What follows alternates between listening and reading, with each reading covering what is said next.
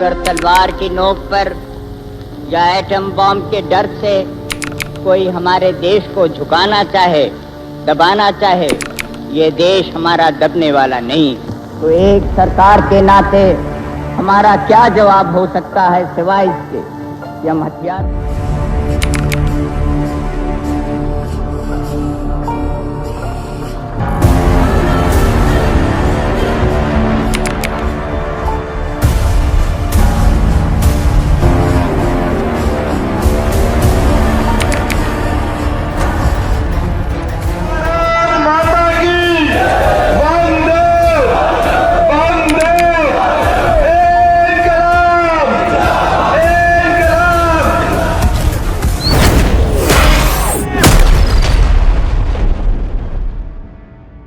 सोचिए, अगर किसी देश में लोकसभा डिसोल्व हो जाए और उसी समय प्राइम मिनिस्टर इस्तीफा दे दें, तो देश चलाएगा कौन?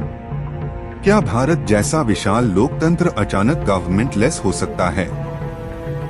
यही सवाल उठा 1971 में, जब इंदिरा गांधी की सरकार को सुप्रीम कोर्ट में चुनौती मिली।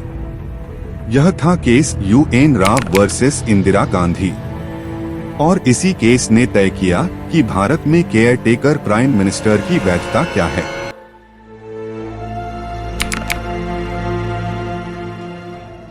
What is called as a caretaker government. So what does it mean by caretaker government? A caretaker government is not a full-fledged government. A caretaker government has very limited powers. So what are the limited powers of a caretaker government?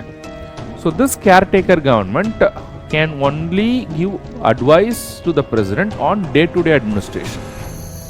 They cannot give any advice with regard to the new policies that may be carried forward.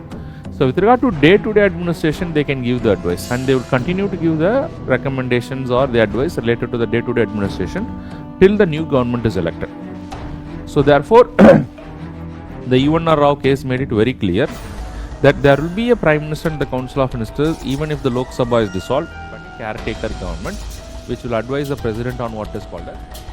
So this means students who are studying the subject should be very, very clear that whenever the Lok Sabha is dissolved, it is not that there will not be any Prime Minister and then Council of Ministers. They will continue to exist till the new Prime Minister and the Council of Ministers are appointed. But till that point of time, after the Lok Sabha is dissolved, the government would become a caretaker government which would only advise the President on day-to-day administration. The Prime Minister of India, Lal Bahadur Shastri, took a loan to buy a car. The year was 1964. PM Shastri refused to let his family use the office car for private work. His children would go to the school on a Tonga. So, there was a demand at home that the family should buy their own car. When Shastri ji checked his bank account, he only had rupees 7,000. Instead of using his political power and connections, Shastri ji did the unbelievable. He applied for a loan of rupees 5,000 from Punjab National Bank. When his loan was approved early, he told the bank the common man should have the same privilege. And so, a cream-colored Fiat came home. But soon, tragedy struck the family and the nation. Shastri ji passed away in Tashkent before he could repay the loan. But his values were kept alive by his widow, Lalita, who repaid every rupee of the loan from the pension she received after his death. A symbol of the values that Shastri ji epitomized, humility, simplicity and integrity, the Fiat still stands at his home-turn memorial, reminding us of an era of a different breed of men. 1966 prime minister Lal Bahadur Shastri का अचानक निधन हुआ। देश सदमे में था। उस समय इंदिरा गांधी को प्राइम मिनिस्टर नियुक्त किया गया। शुरुआत में उन्हें कमजोर समझा गया, लेकिन धीरे धीरे उन्होंने अपनी राजनीतिक पकड़ मजबूत कर ली। 1971 आते आते उन्होंने गरीबी हटाओ का नारा दिया और जनरल इलेक्शंस में ऐतिहासिक जीत दर्ज की। लेकिन लोकसभा डिसोल्व हो चुकी थी और नई पार्लियामेंट अभी बनी नहीं थी। सवाल उठा, क्या प्राइम मिनिस्टर और काउंसिल ऑफ मिनिस्टर्स का अस्तित्व भी खत्म हो गया?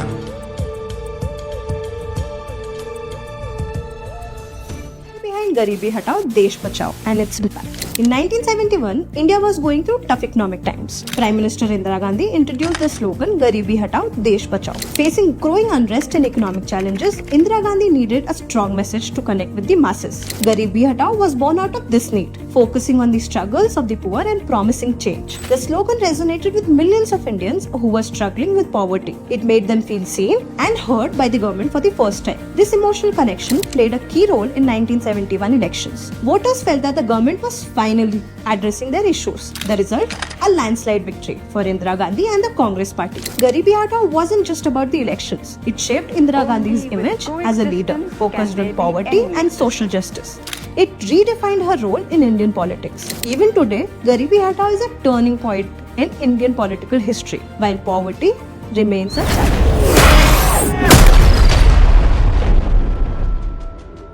कॉन्स्टिट्यूशन के अंदर दो प्रमुख आर्टिकल्स यहाँ सेंट्रल थे। Article 74, one president shall be aided and advised by a council of ministers.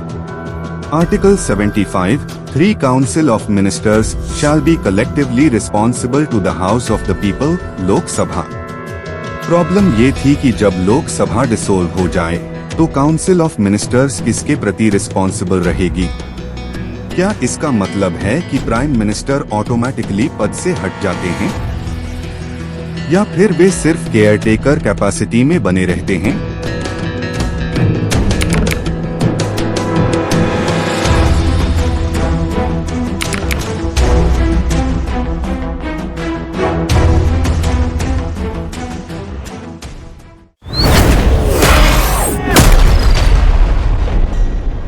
इसी मुद्दे को लेकर मामला सुप्रीम कोर्ट में पहुंचा। पिटिशनर UN राव का तर्क था, लोकसभा डिसोल्व होते ही काउंसिल ऑफ मिनिस्टर्स की कलेक्टिव रिस्पॉन्सिबिलिटी खत्म हो जाती है, इसलिए प्राइम मिनिस्टर और कैबिनेट अब पद पर नहीं रह सकते।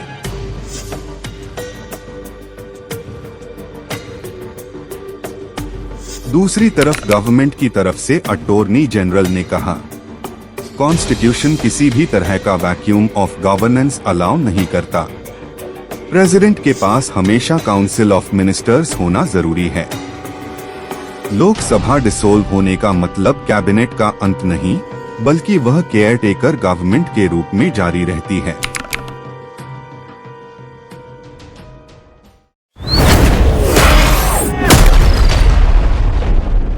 सुप्रीम कोर्ट ने अपने रीजनिंग में कहा, एक आर्टिकल 74, एक प्रेसिडेंट को काम करने के लिए काउंसिल ऑफ मिनिस्टर्स की आवश्यकता है।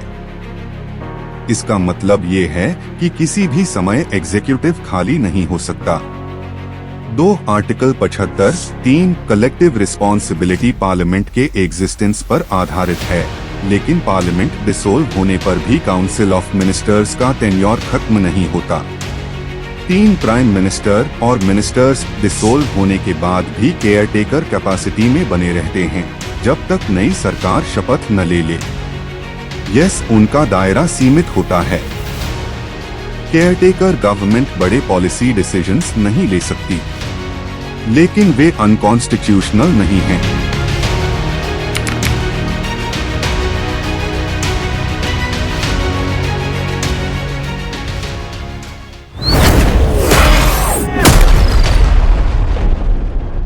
इस लैंडमार्क जजमेंट ने भारत में केयरटेकर गवर्नमेंट डॉक्ट्रिन को कॉन्स्टिट्यूशनल रिकॉग्निशन दी। अब हर चुनाव के बाद जब तक नई सरकार स्वर्न इन नहीं हो जाती, पुरानी सरकार केयरटेकर के रूप में काम करती है। इसके प्रैक्टिकल एग्जाम्पल्स हमें मिले।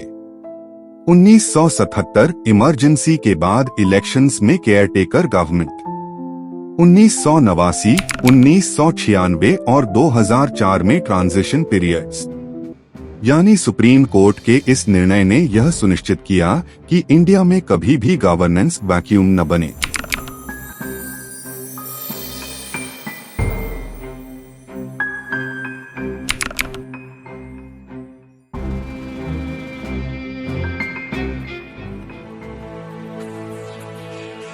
आसान शब्दों में समझिए, लोकसभा डिसोल्व, पार्लियामेंट खत्म, लेकिन काउंसिल ऑफ मिनिस्टर्स तब तक बनी रहती है जब तक नई कैबिनेट शपथ न ले।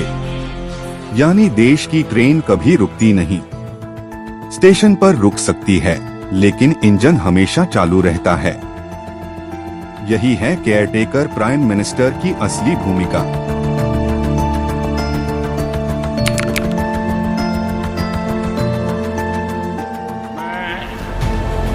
नरेंद्र दामोदर दास मोदी ईश्वर की शपथ लेता हूँ, विधि द्वारा स्थापित भारत के संविधान के प्रति सच्ची श्रद्धा और निष्ठा रखूंगा। UN राव वर्सेस इंदिरा गांधी 1971 सिर्फ एक लीगल डिस्प्यूट नहीं था। यह वह केस था जिसने यह तय कर दिया कि भारत का लोकतंत्र कभी रुकेगा नहीं।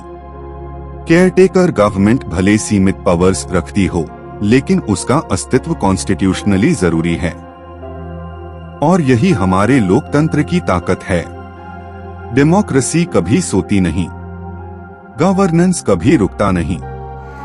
यही है इस केस की असली विरासत। जब भी मैं दिल्ली में होती हूँ तो कभी कुछ 100 और कभी कुछ 1000 लोग मुझे रोज सुबह मिलने आते हैं। हर तबके के, हर धर्म के, भारत के हर कोने से। कोई केवल कहते हैं हम तो दर्शन करने आए हैं, कोई अपना दुख बताते हैं, कोई शिकायत करते हैं, कोई उन्नति की प्रशंसा भी करते हैं। तो मुझे इससे बहुत से बाहर के लोगों ने कहा कि क्या आपका समय नष्ट नहीं होता है इतने लोगों से मिलने का? दूसरे देश के तो कोई नेता मिलते नहीं है। लेकिन मैंने कहा इससे भारत का चित्र क्या है, छवि क्या है, लोगों के मन की बात क्या है, वो मेरे सामने आती है। और इसमें समय कभी नष्ट नहीं हो सकता। सबसे जरूरी काम यही है।